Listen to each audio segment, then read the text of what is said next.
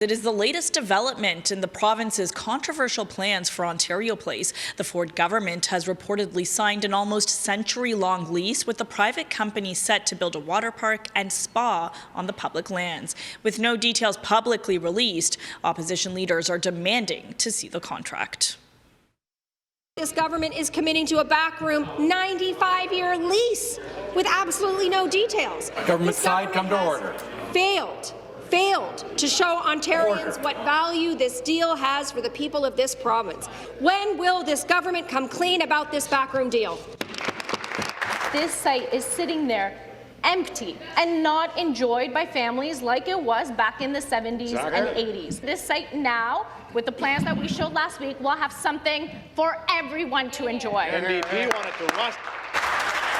Beyond the use of the land, it's now the length of the lease with Therme Spa that is raising eyebrows. I'd like to see the details of the contract that they've made because 95 years, that's outrageous. We have no details and Ontarians have had no say. Government wants to do whatever it wants to do, whenever it wants to do it, and they don't care. We have a shortage of park space, particularly in the fast-growing west end of Toronto. It should be accessible for all Ontarians as public space on Ontario and Toronto's waterfront. But the government says the Austrian company will be providing $500 million worth of capital investments. We are not selling the land. The land will continue to be in ownership of the people of the province. Mr. Speaker, we will have wonderful tenants that will be contributing to the annual maintenance of the site to make sure that it is clean, safe, and beautiful for families. Speaking of tenants, the NDP is preparing to table legislation that would bring back rent control to Ontario.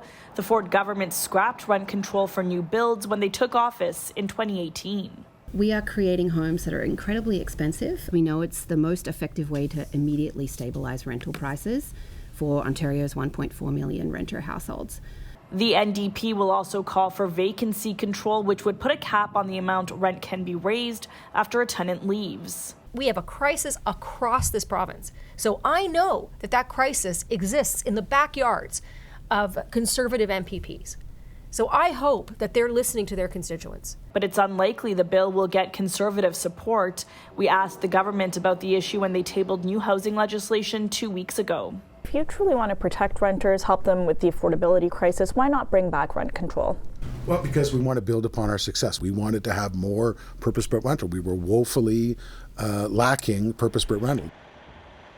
And the NDP pointing out the average rent in Toronto has now soared past the $3,000 mark for the very first time. But late this afternoon, the Ford government did, unsurprisingly, vote down that rent control legislation.